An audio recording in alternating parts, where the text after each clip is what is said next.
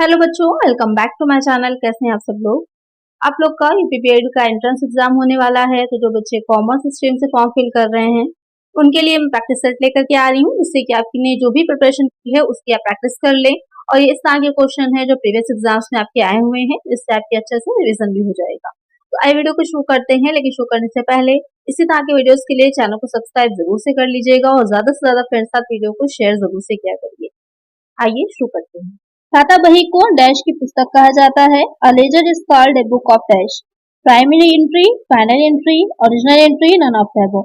तो जो लेजर होता है, खाता बही होती है, वो किस तरह की बुक होती है? तो मैंने बताया ही था आपको, जो प्राइमरी होती है वो कौन सी होती है? जर्नल हो जाता है। और जो फाइनल एंट्री की बुक होती है वो हो जाती है हमारी लेजर। और बुक कीपिंग का काम भी आपका यहीं तक रहता है, लेजर बनाने तक। उसके आगे हम अकाउंटिंग करते हैं। तो यहाँ पर करेक्ट आंसर होगा हमारा ऑप्शन बी।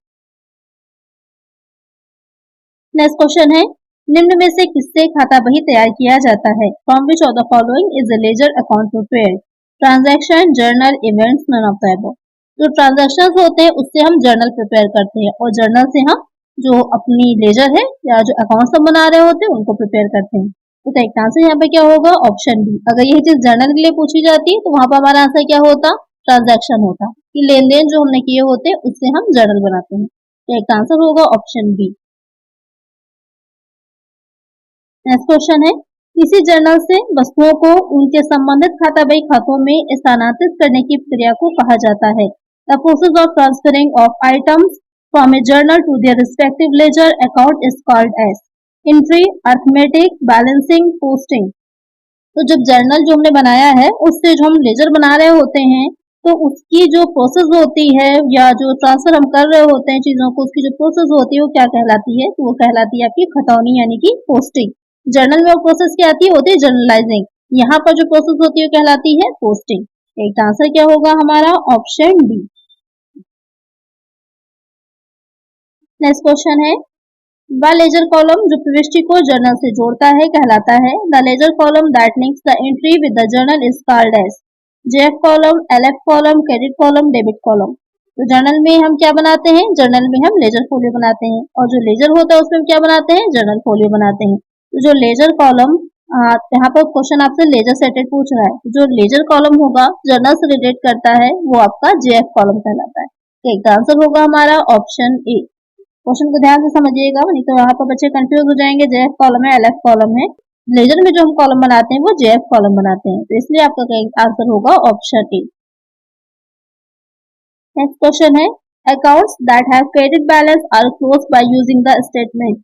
जिन खातों में जमा शेष है उन्हें किस स्टेटमेंट का उपयोग करके बंद कर दिया जाता है?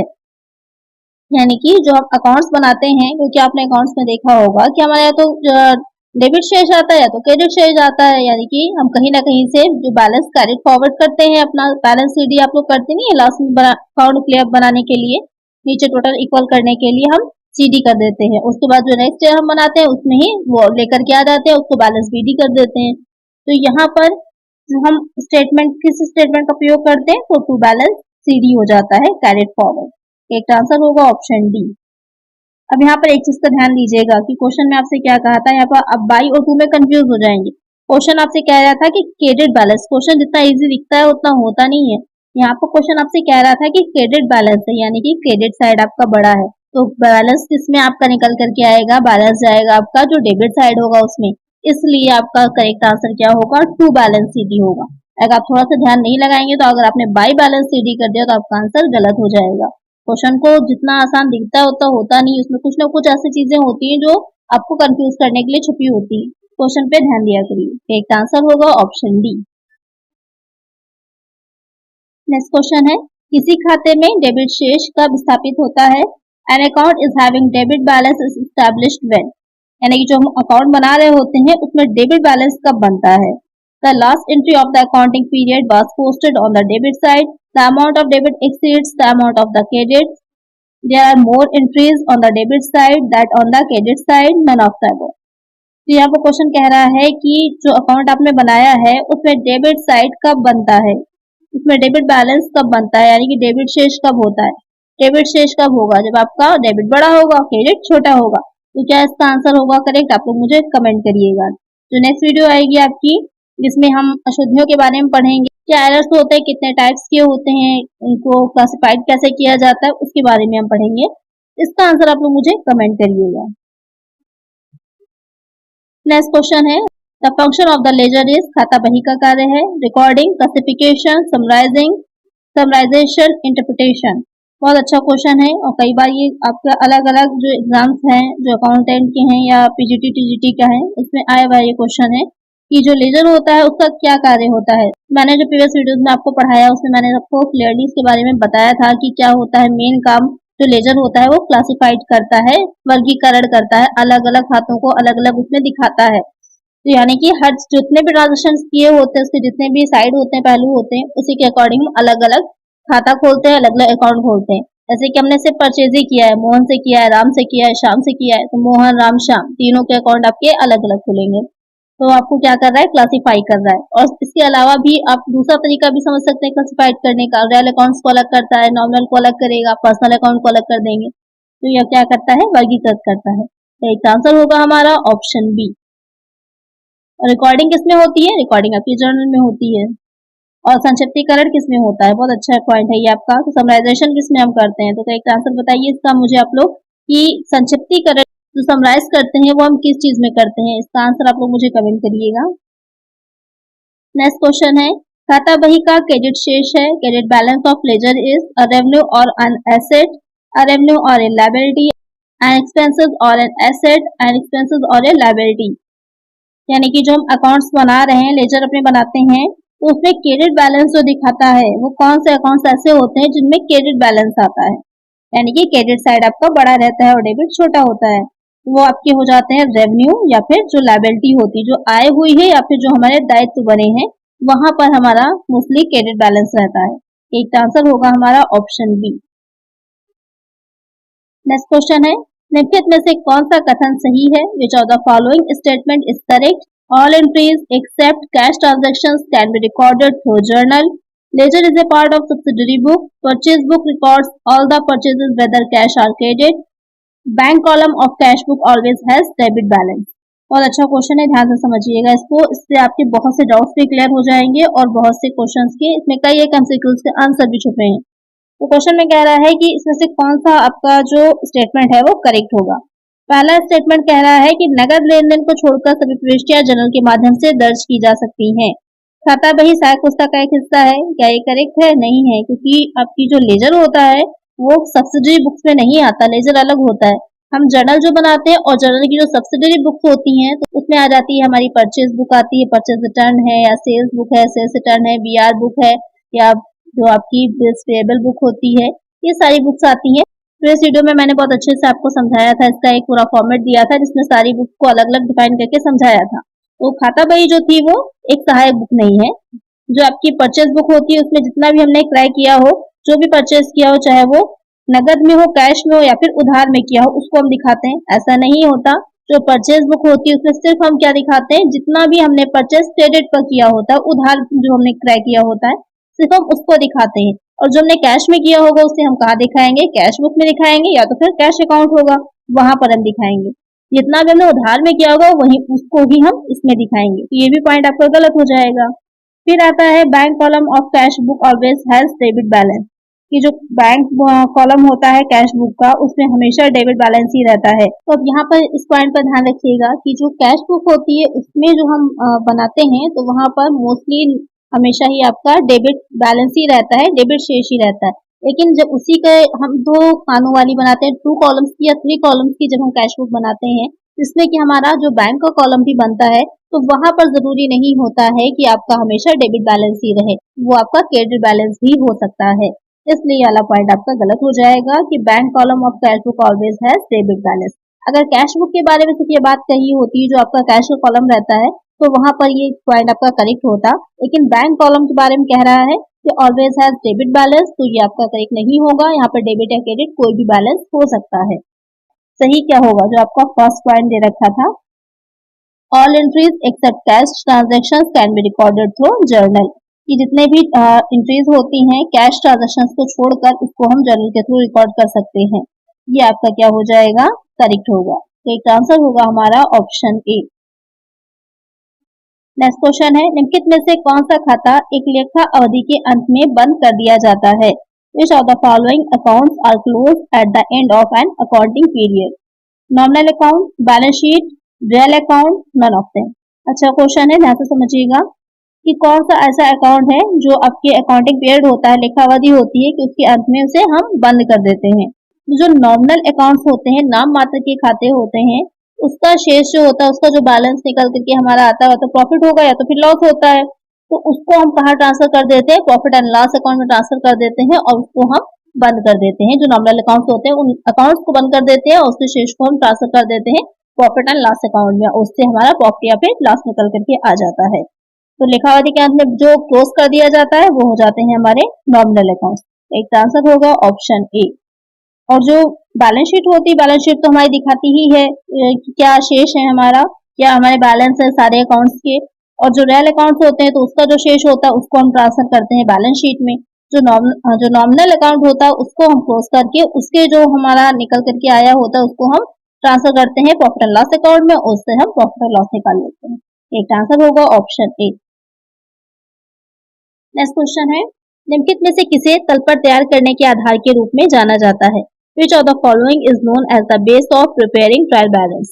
जो हम लेजर बनाते हैं उसको हम जर्नल के बेस पे बनाते हैं और जो हम ट्रायल बैलेंस बनाते हैं उसे हम लेजर के बेस पे बनाते हैं। लेजर में जो अकाउंट्स हमने रखे होते हैं उससे जो बैलेंस निकल के आता है उससे हम ट्रायल बैलेंस बनाते हैं, ये चेक करने के लिए कि जो अकाउंट्स हमने रखे थे या जो हमने इंटरेस्ट करी है, जो पोस्टिंग्स करी हैं, वो सब पूरी तरह से सही है, क्योंकि अगर दोनों साइड इक्वल आ रहे होंगे यानी कि अभी तक आपने जितना भी काम किया था बुक कीपिंग का वो काफी हद तक करेक्ट है। बाकी एक्सेप्शंस तो आपके वो अशुद्धियां हैं, एरर्स रहती हैं, जैसे कि हम नेक्स्ट वीडियो में पढ़ेंगे, वो अलग रहती हैं। मेन ये माना जाता है कि अगर आपका ट्रायल बैलेंस के दोनों साइड इक्वल आ गए हैं तो ये मान लिया जाता है कि हाँ पूरी तरह से आपके जो अकाउंट्स है वो एक्यूरेट हैं। तो यहाँ पर करेक्ट आंसर क्या होगा हमारा? Option C. नेक्स्ट क्वेश्चन है, व्यक्तिगत और वास्तविक खातों का शेष दिखाया जाता है। The balance of personal and real accounts are shown in the profit and loss account, balance sheet, current account, trading account. तो अभी मैंने आपको प्रीवियस क्वेश्चन जो लिया था तो उसमें समझाया ही था कि जो हमारा नॉमिनल अकाउंट होता है उसके शेष जो उसका बैलेंस होता है उसको हम ट्रांसफर करते हैं प्रॉफिट एंड लॉस अकाउंट में, लेकिन जो आपके व्यक्तिगत और वास्तविक खाते होते हैं उसका जो शेष होता है, उसका जो बैलेंस होता है उसको हम कहाँ दिखाते हैं? वो हमारा जाता है बैलेंस शीट में। जो हम बैलेंस शीट बना रहे होते हैं वर्ष के अकाउंटिंग पीरियड के एंड में, वहां पर हम उसमें ट्रांसफर कर देते हैं, जिससे कि हमें ये पता चल सके कि एट द एंड या अकाउंटिंग पीरियड के एंड में हमारे जो बिजनेस है उसकी फाइनेंशियल स्टेटस क्या है, किस तरह का है, कितना आपके पास एसेट्स हैं, क्या लायबिलिटीज हैं, इसको अच्छे से समझने के लिए हम उसमें ट्रांसफर कर देते हैं। तो करेक्ट आंसर क्या होगा हमारा? Option B. नेक्स्ट क्वेश्चन है, यदि किसी बैंक खाते का क्रेडिट पक्ष डेबिट पक्ष से अधिक है तो ये दर्शाता है if credit side of a bank account is greater than the debit side, it indicates which of the following? Bank overdraft, cash at bank, bank balance, current asset. तो यहाँ पर क्वेश्चन कह रहा है कि जो बैंक अकाउंट होता है, तो आपको याद होगा जो कैश बुक हम बनाते हैं उसमें आपका बैंक का भी कॉलम रहता है एक, जो 2 कॉलम वाली होती है हमारी या 3 कॉलम वाली होती है, उसमें बैंक का भी एक हमारा रहता है। तो यहाँ पर जो कह रहा है कि अगर आपका क्रेडिट पक्ष डेबिट पक्ष से अधिक है, यहाँ पर देखिए अपोजिट हो गया, हमने ये पढ़ा था कि डेबिट साइड बड़ा होता है, क्रेडिट साइड छोटा होता है, तो यहाँ पर क्या रहता है? डेबिट बैलेंस रहता है। अब क्वेश्चन यहाँ पर कह रहा है कि क्रेडिट पक्ष जो है वो डेबिट पक्ष से अधिक है, तो इसका मतलब क्या है? हमारी पेमेंट ज्यादा है और हमने जो रिसीव हुआ है वो कम हुआ है, तो ऐसे सिचुएशन में क्या होगा? बैंक ओवरड्राफ्ट बनता है हमारा, बैंक अधिविकर्ष बनता है। तभी तो आपने ज्यादा एक्सपेंस कर लिया, तभी तो आप ज्यादा व्यय कर पाए, तभी आपने बैंक से ओवरड्राफ्ट लिया था, क्योंकि आपके पास अगर इनकम कम हुई है, मिला आपको सेविंग कम हुई है, तो ज्यादा एक्सपेंस आपने कैसे कर लिए? हो ही नहीं पाएंगे। तभी तो हो पाएंगे ना जब आपने बैंक से ओवरड्राफ्ट लिया होगा। ओवरड्राफ्ट क्या होता है? बैंक ओवरड्राफ्ट जो होता है, जब आपको अपना जो अकाउंट होगा बैंक में आपका, उसमें से जितनी भी राशि आपकी जमा है, जितना अमाउंट आपके बैंक में डिपॉजिट है, उससे ज्यादा अमाउंट निकालने के लिए बैंक आपको परमिशन देता है और आप उस अमाउंट को निकालते हैं, तो वो हमारा बैंक ओवरड्राफ्ट कहलाता है। ऐसा सारे अकाउंट होल्डर्स को नहीं मिलती है ये सुविधा, ये फैसिलिटी। जो आपके करंट अकाउंट होल्डर्स होते हैं उनको ये फैसिलिटी दी जाती है, क्योंकि वो काफी बड़े लेवल पर ट्रांजेक्शन करते हैं। जो बिजनेसमैन होते हैं मोस्टली उन्हीं लोग का करंट अकाउंट होता ही है, तो उन लोगों को ये फैसिलिटी दी जाती है और इस पर बैंक जो होता है इंटरेस्ट लेता है। तो ये आपका क्या हो जाएगा? बैंक ओवरड्राफ्ट हो जाएगा। तो आंसर क्या होगा हमारा? Option A. नेक्स्ट क्वेश्चन है, एक कैश बुक निम्नलिखित उद्देश्य पूरा करती है। A cash book serves the following purpose. It works as a ledger account, it works as a book of original entry as well as ledger account, it works as a book of original entry, none of the above। तो यहाँ पर क्या purpose पूरा करती है, तो मैंने आपको बताया था जो कैश बुक होती है वो जर्नल भी होती है और लेजर भी मानी जाती है। तो यहाँ पर आपको डायरेक्टली जर्नल नहीं बोला है, क्या बोला, बुक ऑफ ओरिजिनल एंट्री। और बुक ऑफ ओरिजिनल एंट्री कौन सी होती है, जर्नल होती है। सारे पॉइंट्स को ध्यान में रखिएगा, तभी आप एग्जाम में अच्छा परफॉर्म कर पाएंगे। अगर कहीं पर कुछ भी मिस हुआ तो वहीं से आपका गलत हो जाएगा। तो बुक ऑफ ओरिजिनल एंट्री कौन सी हो जाती है, जर्नल होती है। तो यहाँ पर आपको जो बी पॉइंट है वो करेक्ट हो जाएगा। तो एक आंसर होगा हमारा ऑप्शन बी। नेक्स्ट क्वेश्चन है, रोकड़ बही का क्रेडिट पक्ष डैश है। The credit side of A cash book is dash, the loss side, the receipt side, the profit side, the payment side. जो हम कैश बुक बनाते हैं उसका क्रेडिट साइड क्या होता है, तो डेबिट साइड होती है रिसीविंग, और क्रेडिट साइड हो जाता है पेमेंट। क्या हो जाएगा, भुगतान पक्ष होता है। एक आंसर क्या होगा हमारा ऑप्शन डी। समायोजन में अंतिम स्टॉक को इसमें दिखाया गया है। The closing stock in adjustment is shown in trading account, profit and loss account, balance sheet, both A and C. तो यहाँ पर क्वेश्चन आपसे पूछ रहा है कि जो एडजस्टमेंट एंट्रीज हम करते हैं तो क्लोजिंग स्टॉक को कहाँ कहाँ पर दिखाया जाता है। व्यापारी खाते में, लाभानी खाते में, तुलन पत्र जो तलपट होता है, या फिर इसको परीक्षा सूची भी बोला जाता है, इंग्लिश में ट्रायल बैलेंस कहते हैं, वहां पर, या फिर ए और सी दोनों में, यानी कि जो ट्रेडिंग अकाउंट है और बैलेंस शीट है दोनों में दिखाया जाता है। तो मैंने पहले ही बताया था यहाँ पर कोई एडिशनल इन्फॉर्मेशन नहीं दे रखी कि तलपट में दिखाया है नहीं दिखाया है कुछ भी, तो हम नॉर्मल उसको मान के चलेंगे। और यहाँ पर जो ट्रेडिंग अकाउंट होता है उसमें भी दिखाते हैं क्लोजिंग स्टॉक को, और बैलेंस शीट में भी दिखाया जाता है। तो एक आंसर होगा हमारा ऑप्शन डी। नेक्स्ट क्वेश्चन है, अंतिम स्टॉक का मूल्यांकन किया जाता है।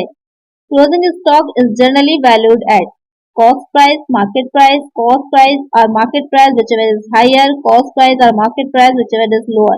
ये क्वेश्चन बहुत एग्जाम में पूछा जाता है कि जो आपका क्लोजिंग स्टॉक होता है, अंतिम रहतिया होता है, उसका जो वैल्यूएशन किया जाता है, मूल्यांकन किया जाता है, वो किस मूल्य पर किया जाता है।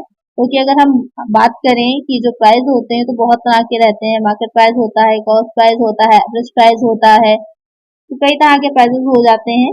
यहाँ पर जो क्वेश्चन में कह रहा है तो जो स्टॉक का वैल्यूएशन किया जाएगा, स्पेशली क्लोजिंग स्टॉक की जो बात आती है, तो जो कॉस्ट प्राइस दे रखा हो और मार्केट प्राइस दोनों में से जो कम होता है उस पर वैल्यूएशन किया जाता है। ये क्वेश्चन बहुत आमतौर पर पूछा जाता है एग्जाम में, बहुत बार आया हुआ है, रिपीटेड है अलग अलग एग्जाम्स में। इसको ध्यान में रखिएगा, दोनों में से जिसकी वैल्यू कम होती है उस पर दिखाया जाएगा। तो एक आंसर होगा हमारा ऑप्शन डी, कॉस्ट प्राइस और market price which ever is lower. Next question है, प्रारंभिक स्टॉक 15,000 है, अंतिम स्टॉक 6,000 है, वर्ष के दौरान कुल क्रय 30,000 है। ये देखते हुए कि प्रारंभिक स्टॉक में अनजाने में 1500 के डाक टिकट शामिल हैं, बेचे गए माल की लागत ज्ञात कीजिए। Opening stock 15,000, closing stock 6,000, total purchase during that 30,000। Given that opening stock inadvertently includes postage stamps of ₹1,500, find the cost of goods sold। तो थोड़ा सा क्वेश्चन पे ध्यान दीजिएगा, यहाँ पर आपसे ये पूछा है, क्लोजिंग स्टॉक की वैल्यू नहीं पूछी है, जो आपके न्यूमेरिकल आते हैं थोड़ा सा ट्रिकी करके आते हैं। यहाँ पर जो क्वेश्चन में कह रहा है आपको कॉस्ट ऑफ गुड्स सोल्ड निकालनी है, तो आपको एक एडजस्टमेंट दे रखा है साथ में कि जो प्रारंभिक स्टॉक आपका 15,000 था, अंतिम स्टॉक क्लोजिंग जो स्टॉक था वो 6,000 का था, आपने जो परचेज किया वो 30,000 का किया है, लेकिन जो प्रारंभिक स्टॉक है, ओपनिंग स्टॉक है, उसमें आपकी गलती से अनजाने में 1,500 रुपए के डाक टिकट जो थे वो शामिल कर लिए गए हैं। तो उसका एडजस्टमेंट करके आप जो हमारी कॉस्ट ऑफ गुड सोल्ड होगी उसे कैसे निकालेंगे।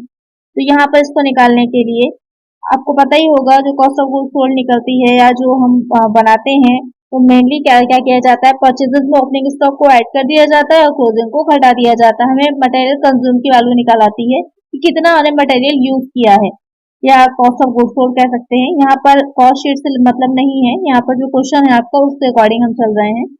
तो 1,500 रुपए के जो डाक टिकट है वो उसमें शामिल नहीं किए जाएंगे। तो निकालने के लिए कैसे निकलेगा कि जो ओपनिंग स्टॉक है और परचेजेस है उसको ऐड कर देंगे हम, तो कितना आ जाएगा 45,000 का, और उसमें से जो क्लोजिंग स्टॉक है और जो साथ में हमारे डाक टिकट की यानी कि पोस्टेज स्टैम्प्स की वैल्यू दे रखी है, दोनों को लेस कर देंगे। कितना लेस होगा हमारा अमाउंट, लेस हो जाएगा 7,500। 45,000 में से 7,500 लेस होगा तो कितना आ जाएगा 37,500। 37,500 37,500 क्या हो जाएगी हमारी कॉस्ट ऑफ गुड्स सोल्ड हो जाएगी। एक आंसर क्या होगा हमारा ऑप्शन सी। तो इस तरह के क्वेश्चन को ध्यान में रखिएगा, अक्सर एग्जाम में कंफ्यूज करते हैं। नेक्स्ट क्वेश्चन है, यदि माल लागत पर 25% लाभ पर 2,000 रुपए में बेचा जाता है तो बेचे गए माल की लागत ज्ञात करें। Find the cost of goods sold if goods are sold for ₹2,000 at 25% profit on cost. 1,600, 1,500, 1,000, 1,800। इस तरह के क्वेश्चन एग्जाम में बहुत पूछे जाते हैं। यहाँ पर आपको कॉस्ट ऑफ गुड्स सोल्ड निकालनी होती है। तो इस तरह के क्वेश्चन दो तरह से दे रखे होते हैं, या तो आपका सेल पर प्रॉफिट दे रखा होता है और फुल कॉस्ट बता दी जाती है, या तो फिर आपका कॉस्ट पर प्रॉफिट दे रखा होता है और सेल बता दी जाती है, और आपको या तो प्रॉफिट निकालने को पूछता है या फिर कॉस्ट ऑफ गुड्स सोल्ड निकालने को पूछता है। यहाँ पर आपको क्या किया है कि प्रॉफिट का परसेंटेज दे दिया है और सेलिंग प्राइस बता दिया गया है कि 2,000 का था। अब आपको निकालनी है कॉस्ट ऑफ गुड्स सोल्ड। तो इसके लिए हमें क्या करना है, क्योंकि जो प्रॉफिट है हमारा कॉस्ट पे दे रखा है, तो यहाँ पर अगर हम मान लेते हैं कि जो हमारी कॉस्ट है वो 100 है, क्योंकि प्रॉफिट जो दे रखा है हमारा कॉस्ट पे दे रखा है, कॉस्ट को हम 100 मान लेंगे तो कॉस्ट में प्रॉफिट ऐड करने के बाद ही तो सेल निकल के आती है। कॉस्ट हमने 100 मान ली, 25 रुपए या 25% हमारा प्रॉफिट है, तो हमारा क्या हो जाएगा 125 रुपए क्या हो जाएगी सेल हो जाएगी। तो ये जो 2,000 अमाउंट दे रखा है वो 125% ही तो हुआ। तो यहाँ पर निकालने के लिए आपकी 2,000 जो 2,000 है अपॉन 125 इंटू 100 कर देंगे। अब जो निकल के कितना आएगा हमारा, सॉल्व कर लीजिएगा इसे। जब हम इसे सॉल्व करेंगे तो कितना आ जाएगा हमारा 1,600 आ जाएगा। राइट आंसर क्या हो जाएगा हमारा ऑप्शन ए। इस सारे ऑप्शन को इसलिए इंक्लूड किया है मैंने कि एग्जाम में अक्सर पूछे जाते हैं, तो अगर आपको आता है एग्जाम में तो आप लोग कंफ्यूज ना हो। नेक्स्ट क्वेश्चन है, which of the following correctly represent the sequence of the accounting cycle. निम्नलिखित में से कौन सा लेखांकन चक्र के अनुक्रम को सही ढंग से दर्शाता है। अब यहाँ पर हमें ये चीज बतानी है कि जो एडजस्टमेंट एंट्रीज की जाती हैं वो कहाँ पर की जाती हैं। तो अगर हमें अकाउंटिंग साइकिल अच्छे से समझ में आ जाएगा तो हमें पता होगा कि एंट्रीज जो होगी वो कहाँ पर की जाएंगी। ट्रांजैक्शन एनालिसिस, लेजर, फिर जर्नल, फिर ट्रायल बैलेंस, फिर एडजस्टमेंट एंट्रीज करते हैं। ट्रांजैक्शन एनालिसिस, फिर जर्नल, फिर लेजर, फिर एडजस्टमेंट एंट्रीज, फिर ट्रायल बैलेंस। ट्रांजैक्शन एनालिसिस, फिर जर्नल, फिर लेजर, फिर ट्रायल बैलेंस, फिर एडजस्टिंग एंट्रीज। तो सबसे पहले ये चलिए कि सीक्वेंस में क्या बनता है। सबसे पहले तो ट्रांजैक्शन होता है, फिर हम एनालिसिस करते हैं कि वो आपका फाइनेंशियल है या नहीं है, मौद्रिक है या नहीं है। अगर फाइनेंशियल है तो अभी हम उसको लेकर आगे बढ़ेंगे, उसकी एंट्री करेंगे। उसके बाद हम बनाते हैं जर्नल। तो फर्स्ट वाला ए पॉइंट तो आपका बाहर हो जाए, क्योंकि उसमें पहले लेजर बना दिया है, लेजर बनता नहीं है, पहले जर्नल बनता है। उसके बाद बनता है फिर लेजर, तो बी और सी साथ में रहेंगे। फिर आता है ट्रायल बैलेंस, फिर आता है एडजस्टमेंट एंट्री। पहले आप तलपट बनाते हैं, फिर तलपट में जो अब जो नहीं किए होते हैं उसको किया जाता है। उसके बाद हम फाइनेंस जो आपके फाइनल अकाउंट्स होते हैं उनको तैयार करते हैं, जिसमें आपके आ जाते हैं ट्रेडिंग अकाउंट है, प्रॉफिट एंड लॉस अकाउंट है, बैलेंस शीट है। तो यहाँ पर करेक्ट क्या हो जाएगा, ऑप्शन सी हो जाएगा। नेक्स्ट क्वेश्चन है, उपार्जित व्यय है, accrued expenses are. Previous video में मैंने आप लोग को समझाया था कि एडजस्टमेंट एंट्रीज जो हम करते हैं वहाँ पर आउटस्टैंडिंग और जो प्रीपेड एक्सपेंसेस होते हैं उसके अलावा भी बहुत से एक्सपेंसेस होते हैं जिनको एडजस्ट करने की आवश्यकता होती है। उसी में से एक हो जाता है अक्रूड एक्सपेंस भी होते हैं। तो अक्रूड एक्सपेंसेस क्या होते हैं कि इस तरह के एक्सपेंसेस आपने कर तो दिए होते हैं लेकिन कैश में आपने चुकाए नहीं होते हैं, पेमेंट नहीं किया होता है, जो आपने अंतिम खाते बनाए हैं, जो फाइनल अकाउंट्स बनाए हैं तब तक, तो वो आपके क्या कहलाते हैं, अक्रूड एक्सपेंसेस कहलाते हैं। तो उपार्जित व्यय जो होते हैं वो एक तरह की लायबिलिटी होते हैं, एक तरह का दायित्व होते हैं। तो एक आंसर क्या होगा, ऑप्शन डी। और अगर उपार्जित आय के बारे में पूछा जाएगा तो उपार्जित आय जो होती है वो हो जाती है एक तरह की एसेट, तो बैलेंस शीट में हम उसे एसेट साइड में दिखाते हैं और अक्रूड एक्सपेंसेस को दिखाते हैं हम लायबिलिटी साइड में, क्योंकि ये हमारा दायित्व होता है। एक आंसर होगा ऑप्शन डी। नेक्स्ट क्वेश्चन है, एक लेखांकन अवधि के अंत में अनर्जित किराया खाते में शेष राशि दर्शाती है। The balance in an unearned rent account at the end of an accounting period represent an asset, a liability, an expense, a contingent liability। ये सारी चीजें जो होती हैं ये एडजस्टमेंट एंट्रीज से ही रिलेटेड होती हैं, क्योंकि जब हम लास्ट में या फाइनल अकाउंट्स बनाने जा रहे होते हैं तो इन सारे पॉइंट्स को ध्यान में रखा जाता है और उन सबकी एडजस्टमेंट करने के बाद ही अपने फाइनल अकाउंट्स बनाते हैं, जिससे कि करेक्ट प्रॉफिट तक पहुंचा जा सके। प्रॉफिट या फिर लॉस कुछ भी हो सकता है, उस तक पहुंचा जा सके। तो यहाँ पर कह रहा है कि लेखांकन अवधि के अंत में जो आपका अनअर्जित किराया है उसमें अगर कुछ बैलेंस दिखा रहा है तो वो क्या हो जाएगा, वो हो जाता है एक तरह का आपका लायबिलिटी होता है, दायित्व होता है। एक आंसर हो जाएगा ऑप्शन बी। नेक्स्ट क्वेश्चन है, किसी स्थायी संपत्ति के प्रयोग में आने पर होने वाली कमी को कहा जाता है?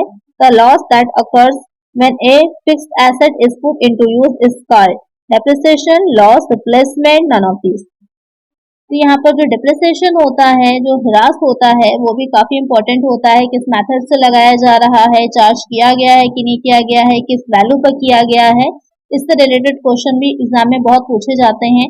और अगर नहीं दिखाया गया होता है तो लास्ट में एडजस्टमेंट एंट्रीज में वहां पर उसको एडजस्ट किया जाता है। यहाँ पर हम इसको थोड़ा सा देख लेते हैं, समझ लेते हैं, क्योंकि एडजस्टमेंट एंट्रीज में यहाँ पर डिप्रिसिएशन का भी ध्यान दिया जाता है। तो जो क्वेश्चन में पूछा था कि जैसे किसी एसेट को हम यूज करते हैं, उसमें जो कमी आती है प्रयोग करने पर, गिरावट हो जाने पर जो कमी उसमें आती है वो क्या कहलाती है? वो ह्रास हो जाती है, डिप्रिसिएशन कहलाती है। राइट आंसर क्या होगा हमारा? Option A. नेक्स्ट क्वेश्चन है, निम्न में से किस संपत्ति पर ह्रास नहीं लगाया जाता है? Depreciation is not charge on which of the following asset? Furniture, building, land, car. तो कौन से ऐसे एसेट है जिस पर आप डिप्रिसिएशन चार्ज नहीं करते हैं? बहुत अच्छा क्वेश्चन है, सिंपल भी है, लेकिन आप लोग इसका आंसर मुझे कमेंट करिएगा कि किस एसेट पर डिप्रिसिएशन चार्ज नहीं किया जाता। नेक्स्ट क्वेश्चन लेते हैं, ह्रास की राशि को संपत्ति खाते में किस पक्ष में दिखाया जाता है? On which side of the asset account is the amount of depreciation shown? Debit, credit, not shown, none of these. यहाँ पर क्वेश्चन में ध्यान दीजिएगा कि पूछा है कि जो डिप्रिसिएशन की राशि होती है और एसेट अकाउंट हम बनाते हैं, यहाँ पर जो डिप्रिसिएशन की राशि होती है उसमें जो एसेट अकाउंट बना रहे होते हैं उसके किस साइड में दिखाते हैं? यहाँ पर आपसे प्रॉफिट एंड लॉस अकाउंट नहीं पूछा है, एसेट अकाउंट पूछा है, ध्यान में रखिएगा। तो जब हम एसेट अकाउंट बना रहे होते हैं, क्योंकि एसेट अकाउंट से जो बाकी निकल के आती है, जो बैलेंस निकल के आता है, उसे ही हम बैलेंस शीट में लेकर जाते हैं, दिखाते हैं एसेट साइड में। तो जो डिप्रिसिएशन होता है उसको हम किस साइड में दिखाएंगे? उसको हम दिखाते हैं क्रेडिट साइड में, जो हम एसेट अकाउंट बना रहे होते हैं उसमें संपत्ति खाते के क्रेडिट पक्ष में दिखाया जाता है। और जो हम प्रॉफिट एंड लॉस अकाउंट बनाएंगे वहां पर कहाँ दिखाएंगे? वहां पर हम डेबिट पक्ष में दिखाते हैं।